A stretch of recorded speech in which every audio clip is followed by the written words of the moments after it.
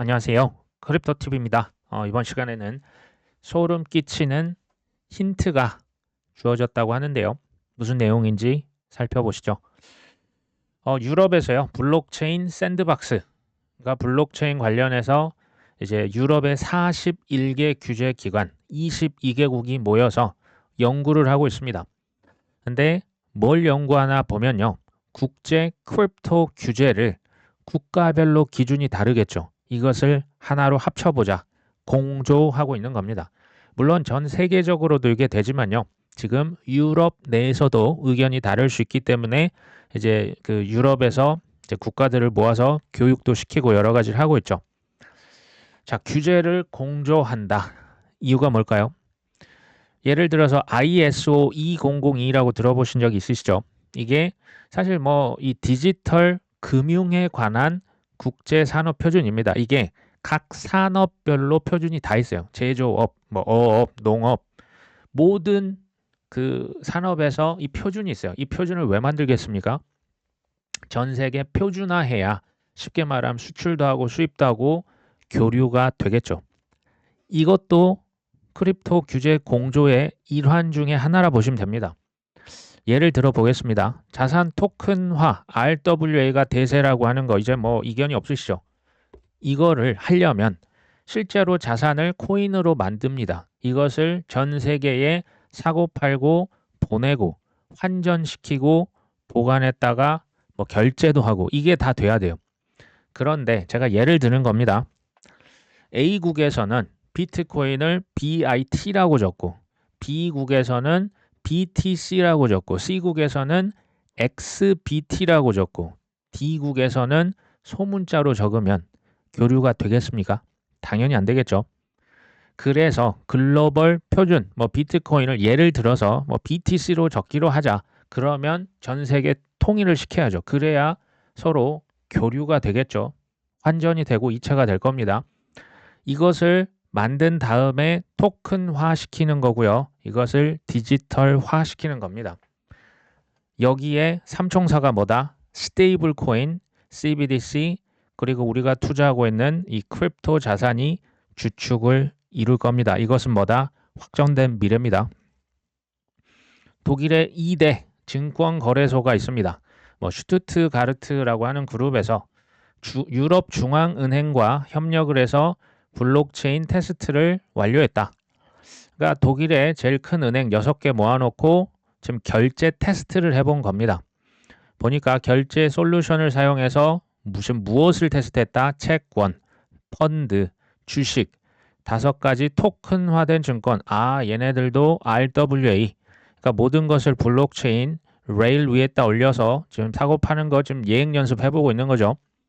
자, 그러면서 블록체인과 중앙은행의 통화, CBDC입니다. 블록체인과 CBDC 상호 운용성에 초점을 맞췄으며 결제 시간은 기존의 2일에서 몇 분으로 단축됐다. 상호 운용성과 지금 결제 시간 단축이 핵심 포인트라 보시면 되겠죠. 상호 운용성은요. 지금 우리나라 뭐 예를 들어서 부동산을 토큰화 시키면 이 실제 자산을 디지털화 시켜야 되잖아요. 연결 매체가 필요합니다. 그것을 블록체인 혹은 코인이 하고 있다라 보시면 됩니다. 그게 상호 운용성. 제가 옛날 2018년도로 기억을 하는데요. 국내 신용카드 이제 팀장급 임원이 저한테 블록체인 그거 어디다 써요? 저는 이제 영업차, 이제 뭐 홍보차 갔더니까 우리 그거 소용없다, 쓸데없다. 지금 어떻습니까?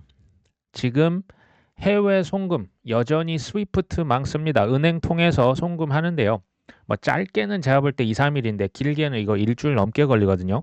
그리고 페이팔 같은 걸로 실제로 그 해외 제가 예전에 결제를 해본 적이 있는데 수수료가 10%가 넘어갑니다. 정말 이거 보면서 페이팔 이 장사 쉽게 하는구나 라는 생각했는데 반면에 블록체인 위에서 스테이블 코인 같은 걸로 결제를 하면요.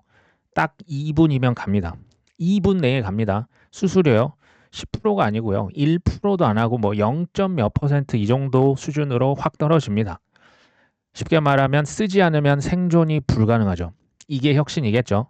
블록체인을 제2의 인터넷이라고 하는지 좀 이해가 되시리라 생각을 합니다. 최근 들어서요. 특히 9월 달 이더리움 고래들이 무려 15.7억 달러면 우리 돈으로 하면 2.1조 원의 이더리움을 샀답니다. 9월 달에 이더리움 지금 가격이 뭐 별로 재미없잖아요. 바이 더 딥한 거죠. 이더리움의 가격 향방은요. 여전히 중요합니다. 그러니까 알트코인 1위 대장주죠. 알트코인의 방향성이 사실은 이더리움에 있다라고 아직까지는 그렇습니다. 나중이 되면 또 모르겠지만 이더 가격이 치솟냐 마냐 비트코인 대비한 그 비율이 올라가냐 마냐가 그래서 중요한 거고요. 이더가 오르면 알트도 올라갈 가능성이 있습니다. 아직 뭐 이더가 좀 더 분발해 줘야겠죠. 미국에서 금리 인하하고 중국에선 돈 풀죠.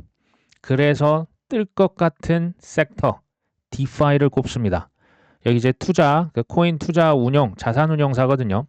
얘네들은 연준에서 금리 인하, 중국의 경기 부양책, 또 뭐 블록체인 프로토콜 인프라가 개선이 됐죠. 이래서 디파이 탈중앙화 금융이 다시 뜰 수 있다. 2020년 여름 기억하십니까? 이때 디파이 서머라고 했거든요. 디파이 코인들이 막 하늘 날아갔습니다. 뭐 10배, 20배 막 이렇게 올랐던 기억이 납니다. 지금은 침체다. 이제 TVL이라고 해서 디파이에 돈이 뭐 별로 없는 거죠. 사람들 디파이를 잘 활용을 안 하더라. 근데 결국 금리 인하는 디파이를 활성화시킬 것이다. 그러면서 이더리움 레이어 2 확장 솔루션이 디파이에 도움이 되고 있다. 왜 그럴까요? 이유가 중요하겠죠. 제가 생각하는 이유를 좀 말씀을 드려볼게요.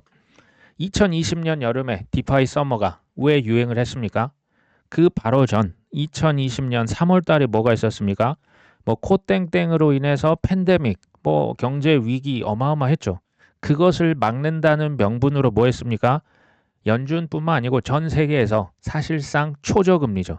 거의 제로에 가까운 금리에 무제한 양적 완화를 했습니다.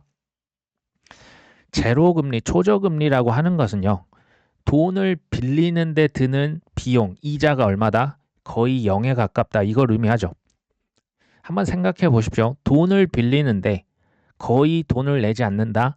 역대급 비정상적인 겁니다. 이게 2008년 이후에 미국에서 하도 돈을 많이 찍었기 때문에 우리가 익숙해진 것일 뿐이지 절대 정상이 아닙니다. 결과는 어땠습니까? 2000년, 그러니까 20년, 21년 뭘 사든지 다 올랐죠. 정말 다 올랐습니다. 반면에 은행에다가 돈을 맡겨놓으면 이자가 0%대 줍니다. 은행에 맡기실 분 있습니까? 그때 했던 말들이 있죠. 돈 빌려서 투자 안 하면 바보 멍청이였죠. 그때 심지어 벼락 거지라는 말까지 나왔던 거 기억하시죠? 자, 초저금리. 그러니까 지금 예전처럼 제로금리로 갈 수는 없습니다. 그래도 지금의 5.5% 미국, 지금은 이제 좀 낮췄지만 5%보다 4%대로, 3.5%대로 낮아지면 이게 의미하는 것은 사람들의 성향이 어떻게 되냐? 고위험 투자를 선호할 수밖에 없죠. 이건 사람의 본능입니다. 욕망이죠. 쉽게 말하면 B2 영끌에 대한 그 선호도가 높아진다. 2020년 여름에 디파이가 뜨거웠다면 지금도 아마 내년도 디파이가 다시 부흥할 수 있다. 이유는 뭘까요? 디파이가 탈중앙화 금융이죠. 은행 없이 저금리 대출이 가능해진다는 것을 의미합니다. 이 돈이 어디로 올 수 있을까요? 주로 코인으로 올 수가 있겠죠. 내년과 이제 올해부터 내년 말까지 해서 글로벌 금리 인하, 디파이가 부흥한다라고 하는 거, 고위험 투자를 선호한다. 특히 두 가지를 선호하는 거예요. 첫 번째는 고위험 자산군. 우리가 투자하고 있는 코인과 주식이 대표적이죠. 두 번째 고위험 투자 방식입니다. 말씀드렸다시피 돈을 빌려서 에라 모르겠다. 가자를 외치는 거죠. B2 영끌이죠. 이것을 디파이가 도와줄 수 있다. 이 얘기를 하는 거죠. 물론 은행에서 일반인들이 대출을 당연히 받을 수 있습니다. 근데 생각보다 전 세계 뭐 15억 명인가요? 엄청나게 많은 숫자가요. 은행 계좌 없이 사는 곳이 알고 계십니까? 대표적인 게 아프리카고요. 동남아시아, 인도, 중남미에서 돈이 없으면 사실 은행에서 은행 계좌 자체를 안 줍니다. 이 사람들은 디파이를 써서 돈을 빌리고요. 이걸로 투자도 많이 하는 거죠. 이 가능성이 높아질 것이라고 배팅을 하는 겁니다. 자, 스위프트 얘기 잠깐 드릴게요. 자, 스위프트는 체인링크와 작년부터 협업을 했죠. 여기서 뭐라고 합니까? 금융기관과 협력해서, 금융기관이 누굽니까? 은행들입니다. 은행들과 협력해서 블록체인에 연결한다. 똑같은 얘기인데요. 기존 시장을 암호화폐, 그러니까 블록체인만 하고 코인은 안 쓴다. 놉니다. 코인과 어디로 전환한다? 디파이로 전환한다. 사실은 이게 RWA랑 똑같은 얘기예요. 전 세계 모든 자산을 코인으로 바꿔서 디파이로, 그러니까 은행을 통하지 않고요. 이 블록체인 위에 얹어서 다 실어 나르겠다 이 얘기입니다. 체인링크의 CCIP 크로스체인 상호 운영성 프로토콜. 이게 뭡니까? 이것을 써서 지금 모든 블록체인 네트워크에 원활하게 연결시키겠다. 그러니까 자산, 부동산을요. 코인으로 한 다음에 이걸 주식으로 바꿀 수 있고요. 외환, 미국 달러를요. 이것을 스테이블 코인으로 바꿔서 한국 CBDC로 바꿀 수 있습니다. 체인 간에도 서로 왔다 갔다 자유롭게 호환이 되는 거. 이게 체인 링크입니다. 체인 링크뿐만 아니고 코스모스, 폴카닷 뭐 이런 레이어 제로라고 하죠. 호환성을 도와주는 프로젝트들이 있고요. 레이어 1, 레이어 2는 뭡니까?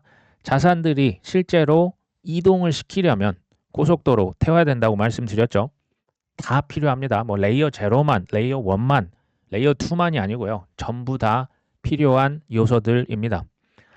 자, 스위프트는 1970년대 생겼고요. 전 세계 200개국에서 11,000개가 넘는 은행과 금융기관을 지금도 연결을 시키고 있습니다. 가끔 여기서 빠지는 친구들, 러시아, 뭐 북한, 뭐 이란, 이제 친미가 아니고 반미면 스위프트에서 보통 미국이 배제를 시킵니다. 어찌됐건 여기서 체인링크랑 협업을 했는데 지금 실험을 합니다. 누구들과? 시티은행, BNY 멜론, 뭐 로이드는 영국에 있는 은행입니다. 뭐 BNP 파리바, 여기 이제 프랑스에서 제일 큰 은행들이죠. 이런 12개 주요 은행들과 지금 뭘 한다? 여기 보십시오. 민간 블록체인 네트워크에서 토큰화된 가치의 전송을 효율적으로 할 것이다. 이게 뭡니까? 이게 RWA죠. 이게 디파이를 활용하는 이유입니다. RWA는 디파이를 쓰죠. 그 반대말은 뭐냐? 지금 쓰고 있었던 네트워크, 망, 뭡니까? 스위프트망 써서 은행을 통해서 중앙화 금융을 하는 거죠. RWA는 지금 중앙화 금융으로는 사실 불가능합니다. 자, 스위프트조차도 RWA, 자산 토큰화 위에서 이거 안 하면 존재 이유가 사라집니다. 사활을 걸고 체인링크뿐만이 아니고요. 점점 협업을 더 늘려갈 겁니다. 정확히는 2025년 내년 11월까지 스위프트를 포함한 전 세계 주요 은행들은요. 아까 제가 말씀드렸던 ISO 20022 디지털 금융의 국제산업 표준이라 보시면 됩니다. 이거를 무조건 적용시켜야 됩니다. 소위 말한 뭐 그 계도 기간이라고 합니까? 내년 11월까지는 무조건 끝내야 돼. 이거 다 적용을 해서 이제 이 표준에 따라서 돈을 주고받고 결제도 하고 해야 됩니다. 이건 의무다. 이래저래 디파이가 다시 부흥할 가능성이 있죠. 자, 그러면 제가 질문을 또 합니다. 내년까지 해서 디파이 섹터만 떠오를까요? 아닐 것 같습니다. AI는 지금 뭐 뭘 해도 뭐 지금 조금 주춤하죠. 가장 떠오를 섹터 중 하나 AI, RWA 뭐 말할 것도 없죠. 게임은 지금 많이 좀 이렇게 깔아앉아 있지만 블록체인의 가장 활용성이 높은 섹터가 실은 게임입니다. NFT, 뭐 디핀, 저장성 코인들, 결제, 레이어 1, 레이어 2. 쉽게 말하면 내년에 불장이 오면요. 웬만하면 다 날아갈 겁니다. 지금 이런 현상이 발생하는 게 아직도 초기여서 그런 거예요. 나중에는 이렇게 안 됩니다. 주식처럼 섹터별로 다 따로따로 움직이는 그게 정상이죠. 지금은 비트 이더 오르면 다 우르르 올라가고 비트 이더 떨어지면 우르르 그러니까 이제 비트 이더 따라가는데요. 앞으로는 이런 현상이 조금 덜해질 겁니다. 시간이 가면 갈수록. 이번이 마지막일 수 있겠다라는 각오로 내년에 오는 상승장을 놓치시면 되겠습니까? 자, 애널리스트가 비트코인 가격 예측을 했는데요. 전 처음 들어본 얘기입니다. 분위 회귀 분석 모델 적용 시 내년 지금 딱 월까지 지정을 했어요. 내년 11월까지 한화로 치면 약 3억 6천만 원까지 오를 수 있다. 그럴듯합니다. 근데 미래 예측은 불가능하다고 제가 계속 얘기 드리죠. 그럴 수도 있겠네 하시면 됩니다. 클린스파크는요, 미국의 이제 나스닥 상장된 대형 채굴 업체, 여기에 대표가 한마디 합니다. 내년, 그러니까 18개월 이내, 그러니까 1년 반 이내에 비트코인이 대략 20만 달러, 우리 돈으로 하면 2억 7천만 원까지 오를 수 있다. 저는 이 가격 예측보다 이유가 중요하다 얘기 드렸죠. 첫 번째, 비트코인의 횡보가 길어진다는 건 상승세가 더 오래 갈 수 있다는 것을 의미한다. 전 맞다고 봅니다. 두 번째, 역사적으로 반감기 이후에 돈이 계속 들어왔다. 미국에서 대선이 있더라. 이런 것들이 영향을 미치더라. 특히 대선 이후 내년 1월에까지 해서 의미 있는 상승세가 나올 것이다. 지금 4분기를 좋게 보네요. 그리고 효율적인 사업 구조를 갖춘 채굴자들은 상당한 수익을 기대할 수 있다. 쉽게 말하면 채굴 고수들은요, 큰 수익을 기대하는데 이유가 뭘까요? 반감기 이후에 좀비 기업들, 중소형 채굴 업체들, 비트코인 팔면서 안간힘을 쓰면서 버텼는데 지금 많이 이제 폐업했거든요. 그때 오히려 묻고 더블로 갔던 채굴 능력, 더 많은 채굴장, 전력을 확보하고요. 심지어 잉여 현금, 뭐 회사, 대주주한테 빌려서 그냥 비트코인 사버린 곳들 있잖아요. 그런 것들은 큰 수익을 기대할 수 있을 것이다. 동의합니다. 세 번째, 오는 11월 대선이 뭐 영향이 미칠 것 같은데 여기서 재밌는 얘기 합니다. 승리하는 정당보다는 대선 종료로 인한 암호화폐 시장의 불확실성이 줄어드는 데 의미가 있다.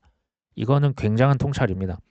누가 이기냐에 따라서 지금 전략이요. 경제뿐만 아니고 미국이 전 세계에 영향을 미치잖아요. 너무나 차이가 커요. 트럼프냐 해리스냐에 따라서 완전 180도 다른 건요. 투자자들, 특히 돈 많은 부자들은 이런 불확실성에서 큰 돈을 안 넣습니다. 그게 근데 누가 당선이 딱 되면요. 그 불확실성이 사라지는 거죠. 근데 코인 규제에 대한 명확성이 들어온다. 돈이 풀린다.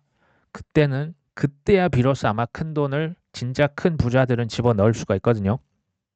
마지막, 연준에서 금리 인하가 좀 늦은 감은 있다. 근데 향후 15개월, 16개월, 그러니까 1년에서 1년 반에 걸쳐서 통화 정책은 지속적으로 완화될 것으로 전망된다. 제가 얘기 계속 드렸잖아요. 이것은 뭐다? 비트코인의 긍정적이다. 저는 가격 예측 빼고는 100% 동의합니다.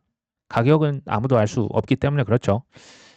투자로 좀 적용을 해보겠습니다. 아까 채굴 고수였는데 그럼 투자 고수는 누굴까요? 반감기 지난 다음에 하락이 됐고 가격이 뭐 특히 알트코인들은 조정을 겪었습니다. 그때 뭐 했다? 묶어 더블로 간 사람들. 이게 쉬울까요?